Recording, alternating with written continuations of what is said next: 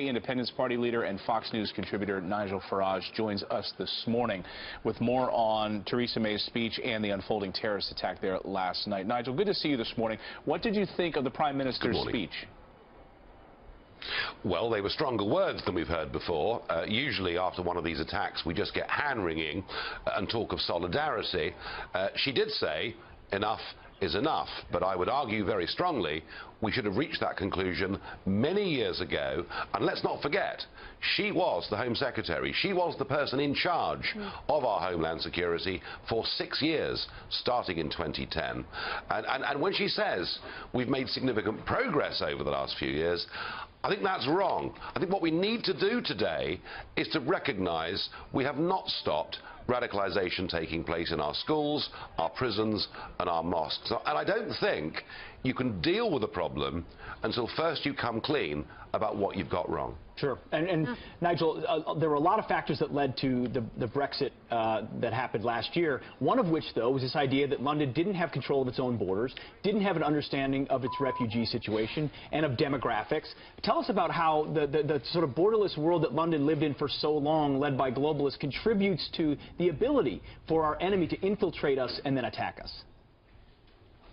Well, I mean, two ways, really. Firstly, anybody that came to Europe and got a passport in any of the other European countries was free to come to Britain. Secondly, I'm afraid that a lot of people have abused the word refugee when they've not been genuine refugees to get into parts of Europe, and I'm afraid have had bad intent. But thirdly, and we have to recognise this, the British government, you know, when they were pushed by people like me a couple of years ago, said they would use the power to stop people who had fought, for example, in Syria from coming back into our country. Over 400 known jihadi fighters from Syria have come back into Britain, and we've only stopped one. So yes, you're right, free movement contributes to this, but also the British government have been too weak.